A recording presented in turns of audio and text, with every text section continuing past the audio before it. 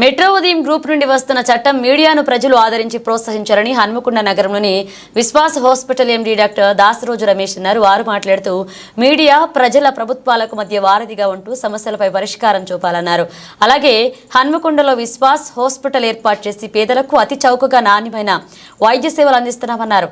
ఈ ఆసుపత్రిలో ప్రభుత్వ ఆరోగ్యశ్రీ సేవలు అందుబాటులో ఉన్నాయన్నారు.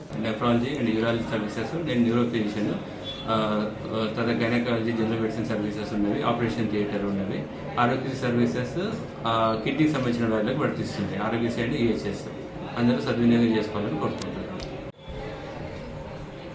నమస్కారం అండి, నేను doctor Dasaroju Ramesh, neuro physician, Vishwas hospital Hanamkonda. Hospital 14 years నుంచి సర్వీసెస్ ఇస్తున్నది. ఆరోగ్యశ్రీ సర్వీసెస్ కూడా మా దాంట్లో ఉన్నవి.